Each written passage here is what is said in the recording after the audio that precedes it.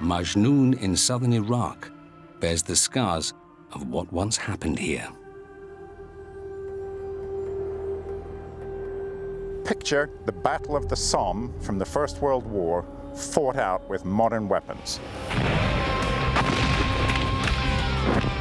In the 1980s, this was the main battlefield for the Iran-Iraq War. This territorial conflict between the neighboring countries raged for 8 years.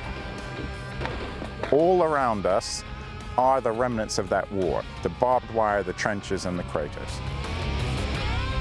The area behind me is churned up by hundreds and thousands of bombs, mortars, mines. Majnoon sits directly above one of the largest oil reserves on the planet. Reconnecting it to the world's energy supply is a potentially deadly task.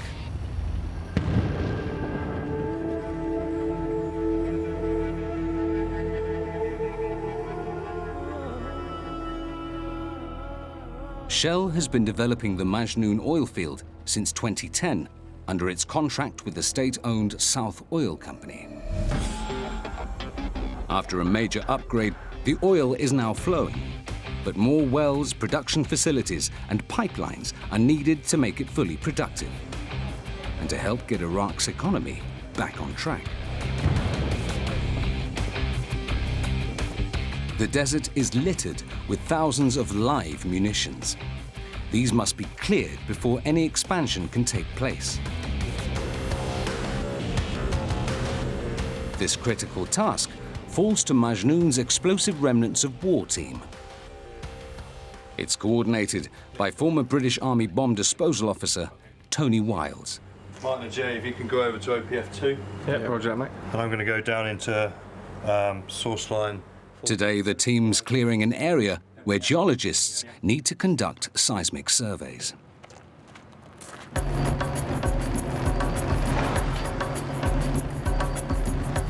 Tony is well aware of the dangers.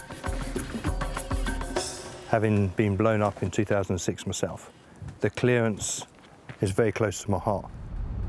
An IED was detonated under him after he rescued 2 people from a minefield in Lebanon. I saw the wire, but unfortunately it wasn't fast enough to get away from it. And it ended where I was traumatically amputated on the right leg.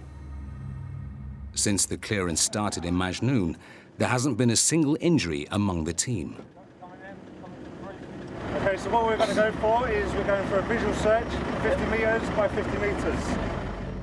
Clearing an area of battlefield they know isn't mined, they start searching the surface for ordnance. Stop! Finds come fast and often. So here we have a mortar.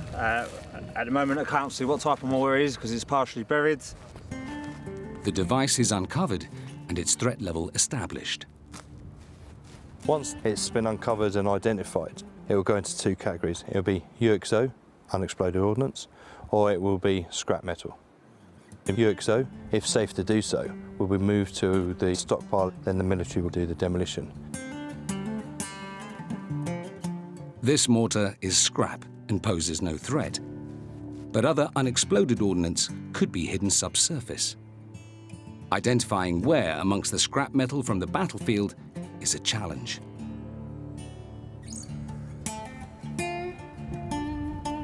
The entire surface of Majnoon is covered in metal fragments.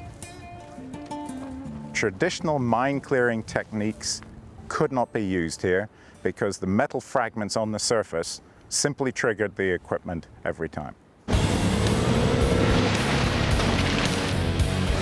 To tackle this problem, Shell has come up with a unique solution.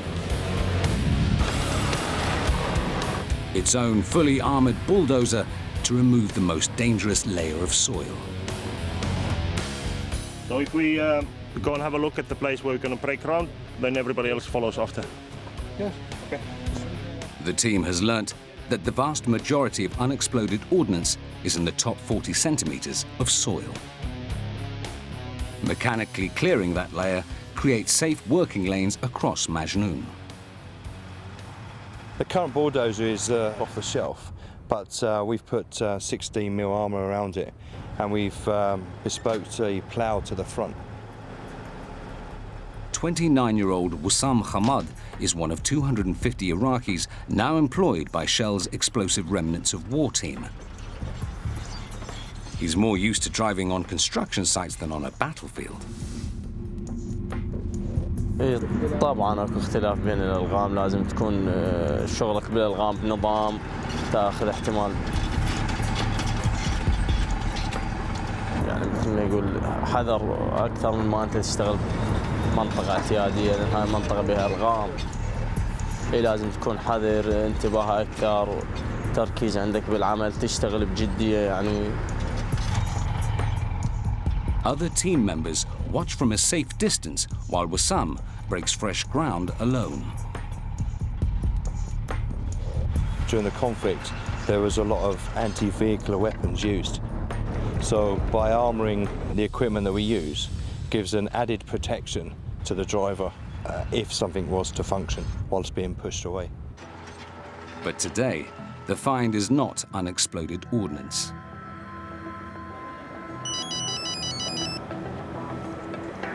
Hello, you, Snide.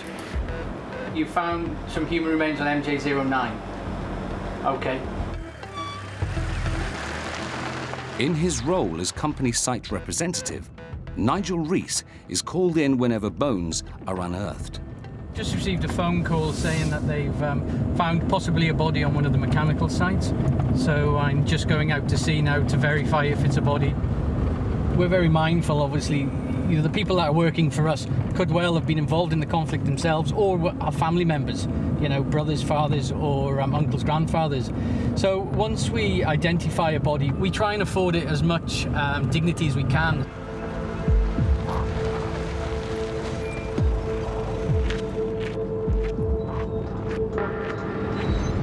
Hello, Dave. Hello, Kadim. How you doing, my friend? Good. Came back here, we've done a little search round, found the rest of the body. Okay. So what we've done, we've excavated what we can, we've covered it over, we'll give you guys a call. We know straight away it's a body of sorts. Nothing in the surrounding area other than this one at the moment? Just this one at the moment. Let's see, I've taken photographs, I've got the grid. Kadim, can you pull this back please so we can have a look? Yes.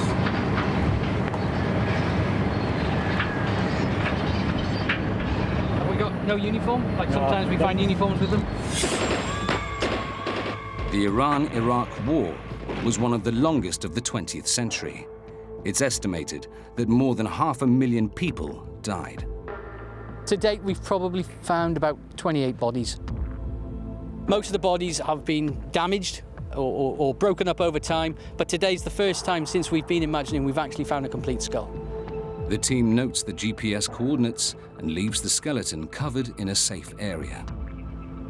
I just think I know before the war here, you know, just I think he died. So I just feel sad, but I can't do nothing. The remains will be undisturbed until the Iraqi authorities come to take them away. The bulldozers have cleared the top 40 centimeters of soil, but the team leaves nothing to chance. Now, the priority is to check for unexploded ordnance buried deeper in the ground. The equipment that we're using currently here is a large loop that is just basically a metal detector. There's a lot of unexploded ordnance that is subsurface. It can range from munitions up to .155 caliber, right down to your average bullet round that you get from a weapon. They place a marker in the area where metal is detected. Then, a more precise detector is used to pinpoint the exact location. Although this find is 30 years old, it's still potentially a lethal weapon. We have found a hand grenade here, and it's not safe to move because the safety pin is missing. Any movement on it, it might just go off. So what we have done is we have marked 4 pickets here, and I've taken the coordinates of this place, and this will be informed to the military guys to come and remove it. With the ordnance in this area now identified, the team takes a break from the scorching heat. Once the Iraqi military has removed the team's finds, this part of Majnoon will be safe for geologists to begin their seismic survey. Keep walking. Over the last 3 years, we have cleared over 12,000 items of unexploded ordnance. We've cleared, in that time, about 5% of the field, an area equivalent to about 9,000 football pitches. And yet the biggest challenge lies ahead. As well as clearing battlefields, the team will soon be clearing one of Majnoon's largest minefields. The only way to do this is by hand. Minefields in general are a higher hazard than battle area clearance. With minefields, they're generally buried, so it's very difficult to clear minefields in this terrain. The deminer has to do it by the feel of the shovel and slowly removing the soil in front of him, looking and feeling and prodding as he goes along. Iraq is one of the most landmine-contaminated countries in the world. More than 80,000 Iraqis are amputees. The problem we've got in Iraq is that the local population has grown up around war, so they see mines every day, so they don't deem them being dangerous. However, it's always the ones that are under the ground that obviously people don't see, and that's how accidents are caused. Before the team sealed off Majnoon's minefields, they were a major threat to the local community. There was 2 separate incidents where 2 children were walking across the area, collecting metals, and they both stood on anti-personnel mines, and both lost a lower leg. Incidents like these and Tony's own experience in Lebanon give him the incentive to carry on.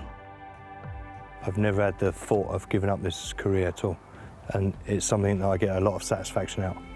And out of all of this time, I've never woken up in the morning saying that I never want to go to work. It's just kept me driving forward. Clearing Majnoon of its war-torn past is an ongoing mission for Tony and his team.